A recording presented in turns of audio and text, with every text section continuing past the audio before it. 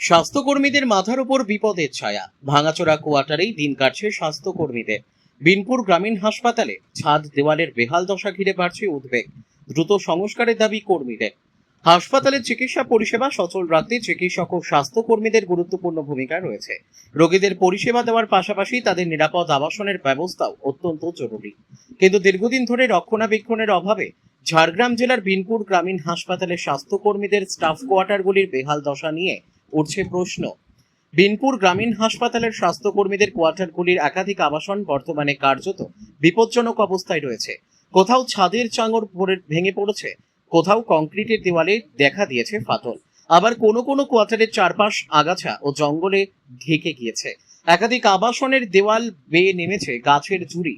ফলে নিরাপত্তাহীনতার আশঙ্কা নিয়েই থাকতে হচ্ছে স্বাস্থ্যকর্মীদের অভিযোগ, দীর্ঘদিন ধরে কোয়ার্টারগুলির যথাযথ সংস্কার ও রক্ষণাবেক্ষণ হয়নি।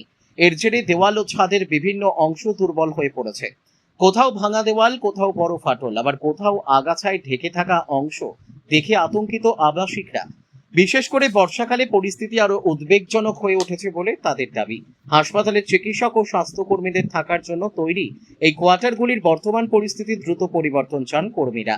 তাদের দাবি প্রশাসনের পক্ষ থেকে কোয়ার্টারগুলি পরিদর্শন করে প্রয়োজনীয় সংস্কার ও মেরামতির ব্যবস্থা করা হোক।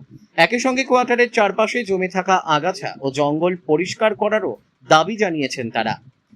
স্বাস্থ্যকর্মীদের আশা, নতুন সরকার ক্ষমতায় আসার পর তাদের আবাসন সমস্যার দিকেও বিশেষ নজর দেওয়া হবে। কোয়ার্টারগুলির সংস্কার ও রক্ষণাবেক্ষণ করা হলে দীর্ঘদিনের এই সমস্যার সমাধান হবে বলে মনে করছেন তারা। স্বাস্থ্যকর্মীরা আরো জানান, তাদের জন্য সরকারের বিভিন্ন উদ্যোগ ও ভাবনার জন্য তারা মুখ্যমন্ত্রীকে ধন্যবাদ জানাচ্ছেন। তবে নিরাপদ পরিবেশে থেকে যাতে তারা সাধারণ মানুষকে আরো ভালোভাবে স্বাস্থ্য পরিষেবা দিতে পারেন, সেজন্য দ্রুত স্টাফ কোয়ার্টারগুলির সংস্কারের দাবি তাদের। ঝাড়গ্রাম থেকে অরূপ ঘোষের রিপোর্ট, বিগ নিউজ বাংলা।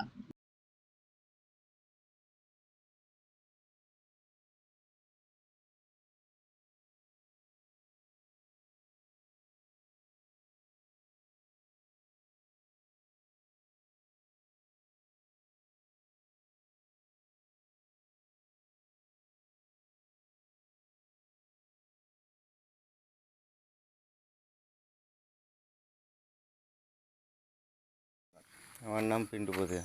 এই যে বিল্ডিংগুলো থাকার যোগ্য? না না, ও বহুত দিন ধরে এইভাবেই পড়ে আছে, থাকার যোগ্য নাই। চারদিকে লাটা কাঁটা। দুটো রুম ভালো আছে, দুটো নার্সিং স্টাফ থাকে, আর বাকিগুলোতে কেউ থাকে না। কেন? ডাক্তারবাবু তো আগে কোথায় থাকে? ডাক্তারবাবুরা সব বাইরে থেকে যাওয়া আসা করে। এতটাই খারাপ অবস্থা? হ্যাঁ, এখানে ছাদ ভেঙে পড়ে যেতে পারে যে কোনো সময়। আর এই যেগুলো বাকিরা থাকছেন? বাকিরা এগুলা তো সরকারি স্টাফ নেই, সব ক্যাজুয়াল স্টাফ আছে। কেউ রান্না করে, কেউ ঝাড় দেয়, এইসবের স্টাফরা আছে। দেখলাম ফার্মাসিস্ট, তারপরে আরো নার্সিং হুম হুম স্টাফ। হুম, এইসব ওরাও কি ওই ভাঙা বাড়ির মধ্যেই ওই থাকে? ভাঙা বাড়ির মধ্যেই থাকছে দীর্ঘদিন ধরে এইসব অবস্থা। প্রাণের যে কোনো সমস্যা হতো, প্রাণের ঝুঁকি হয়ে হ্যাঁ যেত হ্যাঁ, তো। সাপ খুব এমার্জেন্সিতে সাপ বেরিয়ে যায় যে কোনো সময়। মানুষ তো হাসপাতালে আসে চিকিৎসা করাতে, চিকিৎসকেরা এই সব কিছু নয়। না না, আপনারা কি চাইছেন? আমরা চাইছি ভালোভাবে জঙ্গল সাফ করা হোক, ভালো ভালো রুম করা হোক, বিল্ডিং করা হোক, এটাই। কি নাম আপনার? পিন্টু পতিয়া। ওগুলো কি অবস্থা কি? কোয়ার্টারগুলো থাকার মতন অবস্থা আছে, কিন্তু কোয়ার্টারগুলো জল পড়ছে, ভেঙে যাচ্ছে, দেওয়াল ভেঙে পড়ে যাচ্ছে, সেগুলোর এখনও মেরামত হচ্ছে না। ঠিক আছে, এইটার একটু সুব্যবস্থা করলে ভালো হয়। মুখ্যমন্ত্রী বলেছে যে সমস্ত গ্রামীণ এলাকার যে হাসপাতালগুলো রয়েছে সেখানে যে স্টাফ কোয়ার্টারগুলো রয়েছে, যদি যদি খারাপ অবস্থা থাকে সেক্ষেত্রে সেগুলোকে নতুন করে এসি রুম করে দেওয়া হবে। কি বলবেন? সেক্ষেত্রে তো ভালোই হয়, এসি রুম। সেক্ষেত্রে আমাদেরও থাকার সুবিধা ভালো হয়, এবং বাইরে আমাদেরকে থাকতে হবে না। আমরা বাইরে ঘর ভাড়া নিয়ে থাকছি। এই কি নাম আপনার? আমার নাম তাপস পতিহার।